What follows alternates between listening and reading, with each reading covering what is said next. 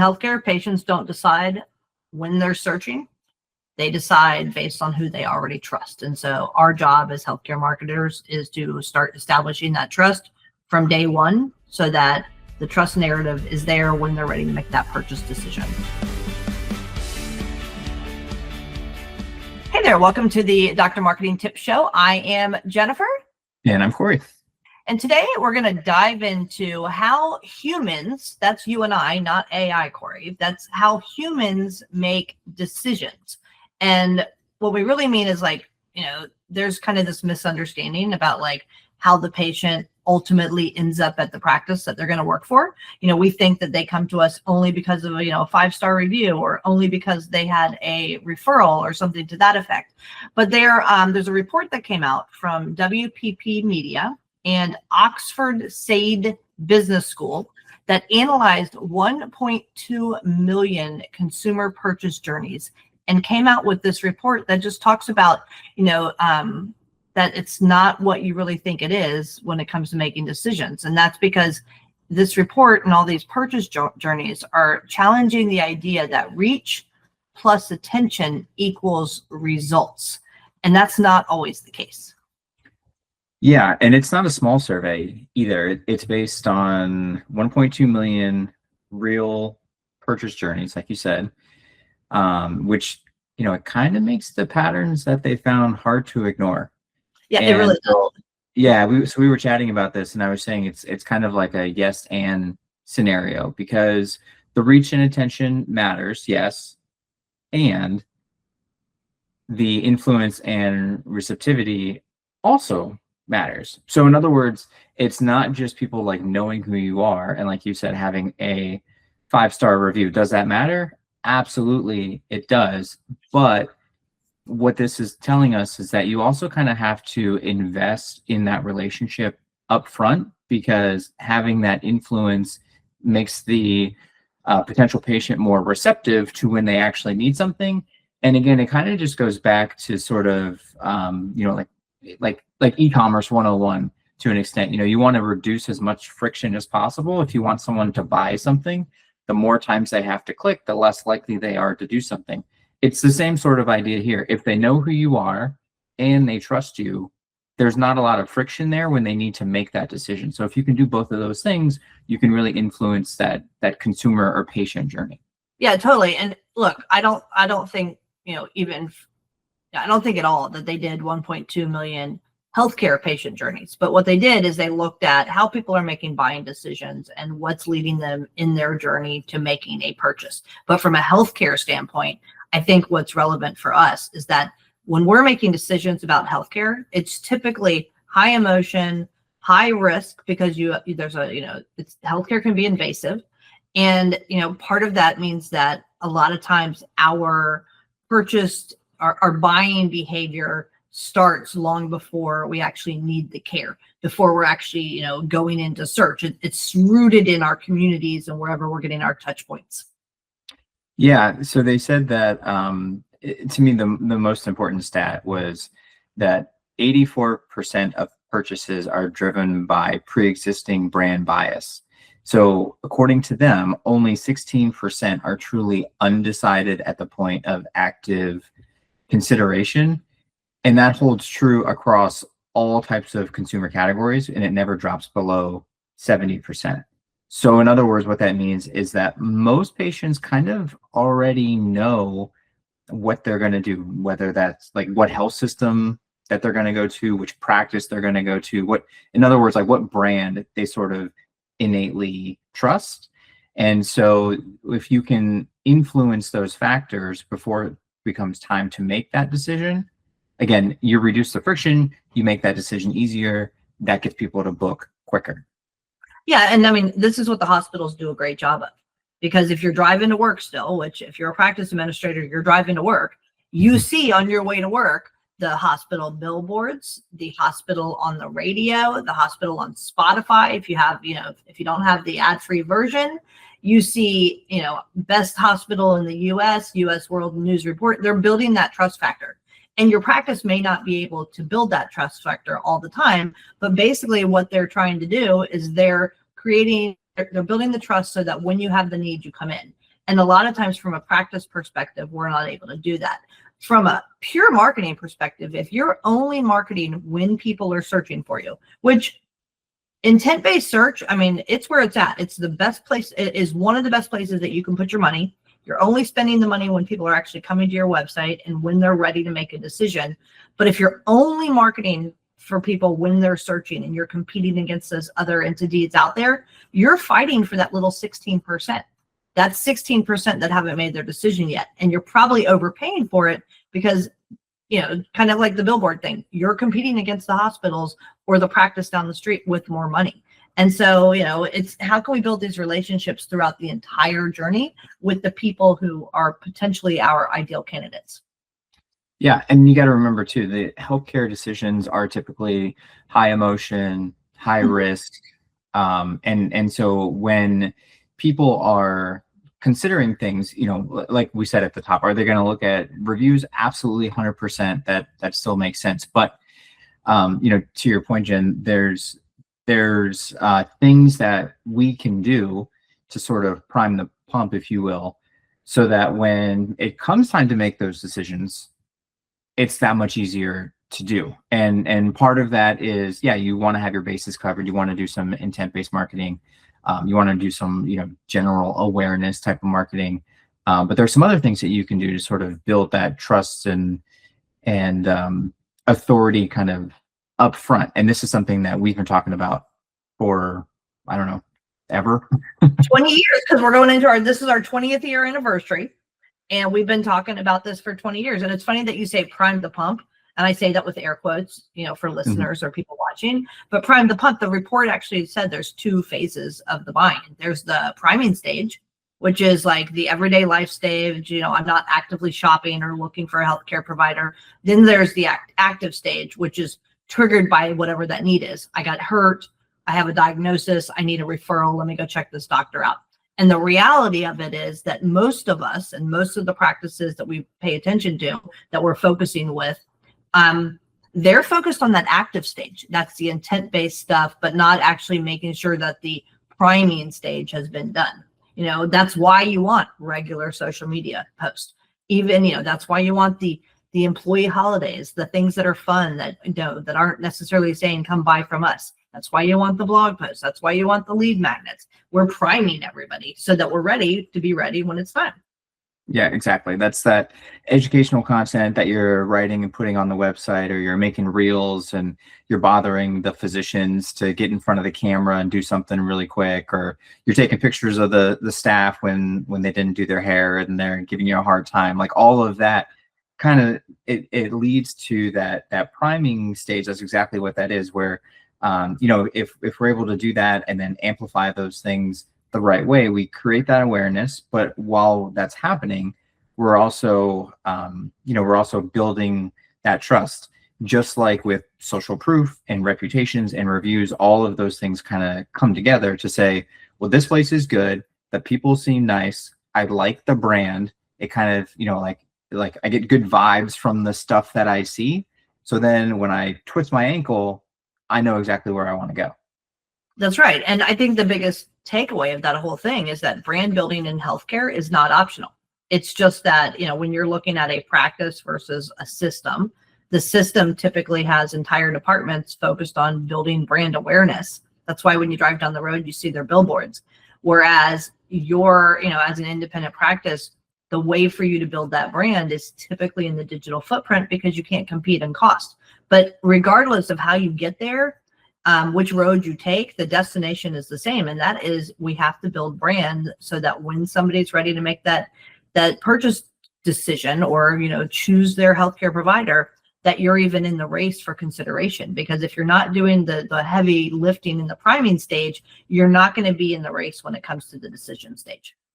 Yeah, that's a really good point. And I think people sometimes maybe get hung up on the term brand quite a bit because it just sounds, you know, like this pie in the sky kind of idea. Like we're a medical practice. We don't have a brand. Our brand is that we take care of people and that's it.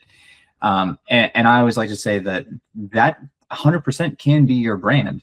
But what you want to do is make sure that you are presenting that in the best way possible. Like think of it as if you were like if you're gonna pick a place to go to eat, as an example. If you go to the website and it's got a bunch of broken things on it, the menu's out of date, you're gonna say, well, it's rated okay, I guess, but I don't really trust that. And then if you go to another website and everything works and it's nice and you can easily see the prices and the pictures and whatever you want to do that kind of fits what you're feeling for that evening, it's just much easier to make that decision. That's exactly what we're talking about with brands. Is we're doing the same thing. In that example, we're both giving, let's say, same quality of food. One is just presented differently, and it makes it easier on me, the consumer, to choose one. And really, that's what the brand is. It doesn't have to be anything that requires like this giant study and focusing on what colors resonate and make all. I mean, sure, you can do all of that, and that does make a difference. But at the end of the day, you just need to make it easy on the person that you're trying to reach. That's exactly it. Because if I was buying a house and I was looking at two of them, and both of them equally are nice on the inside, but one's got a crappy looking yard and there's like a rodent that ran across and everything else, like I'm going to the nice house with the good landscaping and not the one with the crappy yard and the green pool. Like, it's the same type of thing, but it's a lot. So the next thing that we need to touch on here that the report talked about is like reach does not equal influence. Receptivity is what matters. And the report actually found that consumers vary widely in terms of their receptivity to marketing. 23% roughly of people are highly unreceptive to anything that you're going to put in front of them. And about 10% of people are like highly receptive to everything, although they found that the people that are on the high receptivity side, they're not as reliable from a customer standpoint. So basically what they're saying is, if everything is equal across the board, impressions though, they're not all equal. Not all impressions have equal value, with people that are receptive versus unreceptive. Right. When I hear that to me says 23% of people, the ads are just going to bounce right off of them. They're just not going to hear it. Doesn't matter. So there's a quarter of the audience right there. And I feel like that's half the team sometimes. Oh, right. Different story, different podcast. And the other side of that, so the 10% that are hyper receptive, those are the people that are not predictable or loyal. So those are the people with like shiny ball syndrome. Well, they see it and they go, "Oh, that's really cool," and then they're on to the next thing and they totally forget what they just saw. So kind of the bread and butter is like right in the middle there. And when you're looking at just reach or just impressions, that can be hard to navigate. So I think the takeaway for me there is that yes, you want to market for impressions, but that you're going to have to carve off 33% of them right away for one reason or another. And you just have to understand that that's just going to happen. So when you do some advertising on Meta and you see that you spent a couple $100 and you got 125,000 impressions, you can say, well, how many of those are actually good and the ones that we want? And that's just going to have to factor kind of into the calculation a little bit. Yeah, I think so, because I think a way to think about it is like patients that are under stress, or they're afraid, or maybe they just have an urgent need, they're going to be less receptive to kind of those traditional ads that you're running. Whereas, those patients who are feeling that way, what's going to matter the most to them is the trust side of things. So, they're going to just be double checking on the reviews, the recommendations, the content that you own, the stories of your patients when they're trying to make that decision point. No, absolutely. Yeah. I mean, when they're in that active stage, the receptivity is 100%. It's going to drop because they're not in their normal headspace kind of thing, which is why you can fall back on those trust-based channels, like you were just saying, with the reviews and stories and whatnot, because you've kind of put in that work early. Yeah. And efficiency doesn't equal effectiveness. Instead, context and mindset matter more than the volume of the stuff that you're putting out there.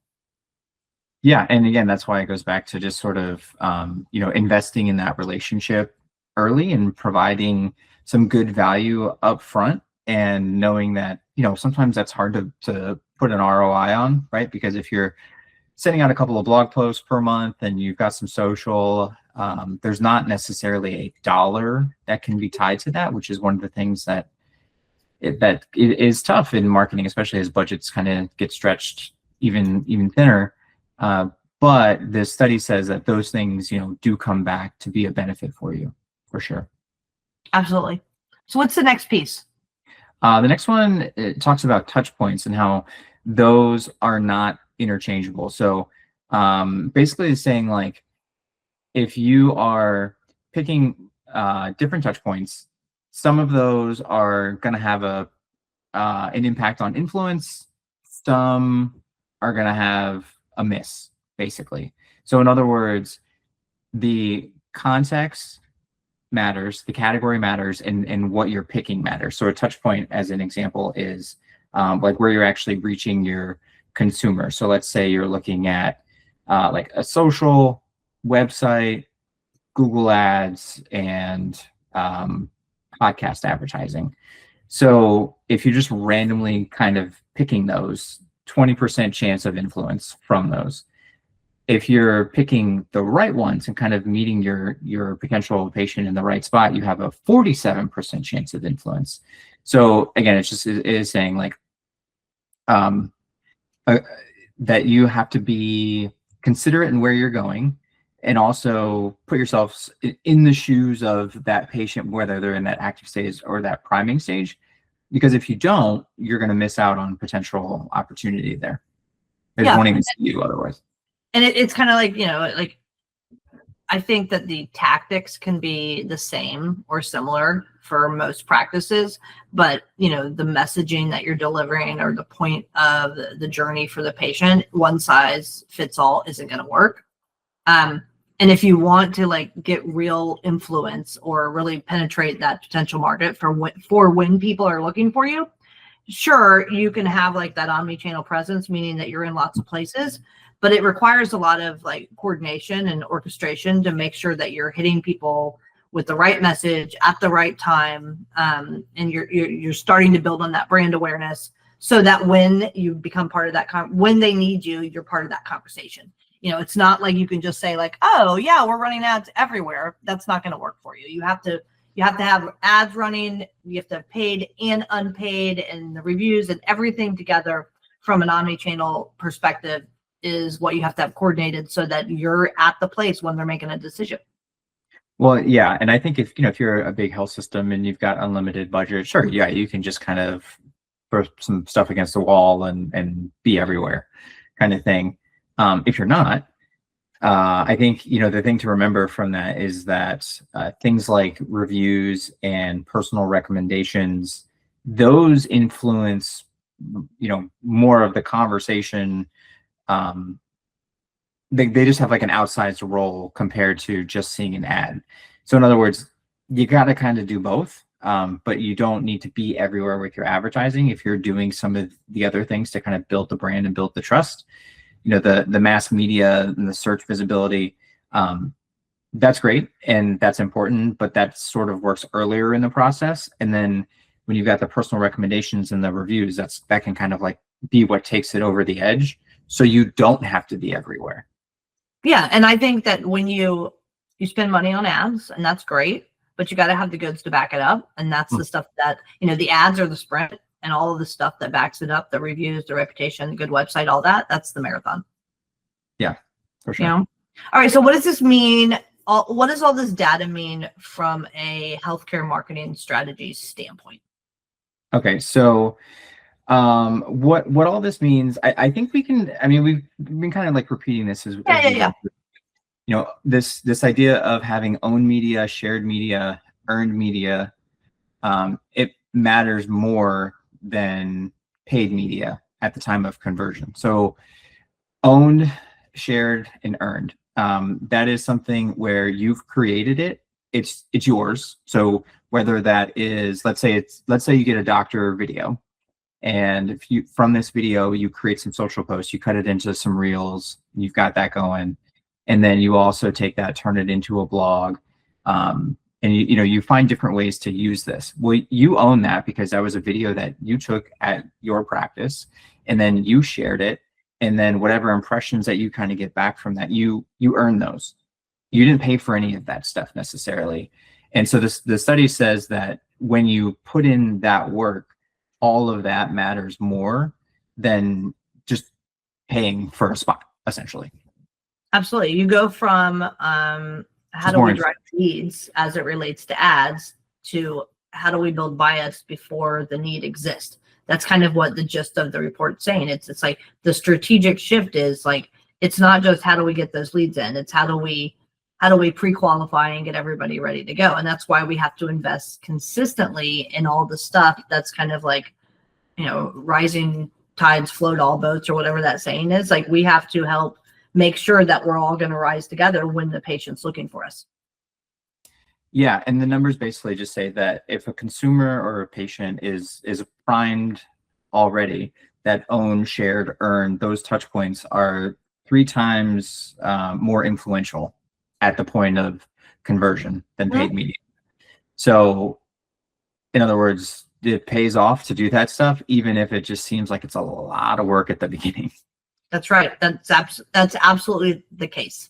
So I think kind of another thing to kind of like get close to wrapping this thing up, but basically the report, which again, 1.2 million consumers is a lot of people. So this is really good data, and it feels like we're talking about something that we talk about all the time. So I like it because it's just reinforcing that I feel like our team's on the right track, and basically it's saying that short-term tactics don't buy durable growth. Sure, you can run ads, and you might get, double-digit increases in a short-term campaign, but long-term, you've got to make the investment in the things that are going to pay the dividends. And that's kind of what this report is reinforcing. Yeah. And I just want to caution that it's not like we're saying don't do those things, because you still need that paid piece. Like, it's important to just generate awareness and sort of be there or be around, so you're just sort of in the conversation for sure. But what this report says, and what we've been saying for a long time, is that yes, you want to be in that conversation, but the part of the conversation that you control really will help patients convert. So you want to pay, you want to show up, yes, but you also want to have the reviews in place. You want to have the content in place. You want to have all of those other pieces, so that when it comes time to make that decision, it's that much easier, like we were saying earlier. Yeah, because healthcare marketing doesn't fail because patients don't see your ad out there. It fails because you didn't build the trust early enough. And we're in a time in our world where trust is something that's really hard to come by. So you, as a healthcare marketer, as a practice, you just have to double down on the trust building. And the thing is like that trust building can be done free. You just have to double down and make it happen. And that's where the real work comes in. Yeah, I mean, for some people, they're going to type in orthopedic surgeon near me as an example, and then they're gonna act on that. They're gonna see the reviews, and they're gonna see who takes my insurance, who's close, and absolutely that's how they're going to make their decision. There's another percentage of the population though that is going to have been quietly kind of reinforced by brand bias or social proof or word of mouth or prior touch points, whatever it is. And yes, they still may see that Google ad, but all of those other factors kind of come together again, just to make that decision that much easier. And if we can control those pieces, which, spoiler alert, we can, then we make that conversion that much easier. And again, it's hard to put a singular ROI number on that, to say, I made this blog post and then that helped X amount of people pick us over somebody down the street. But what this data shows, and anecdotally what we've learned over decades of doing this, is that it does make a difference. Yeah, and because in healthcare, patients don't decide when they're searching. They decide based on who they already trust. And so our job as healthcare marketers is to start establishing that trust from day one, so that the trust narrative is there when they're ready to make that purchase decision. So with that, I am Jennifer. I'm Corey. And we'll see you next time on the Dr. Marketing Tips Show. Thanks a bunch. Bye, guys. If you want more like this, hit like and subscribe so you'll always be alerted to new episodes when they come out. And if you want information about us, visit us over at insightmg.com. That's insightmg.com. We'll see you on the next episode.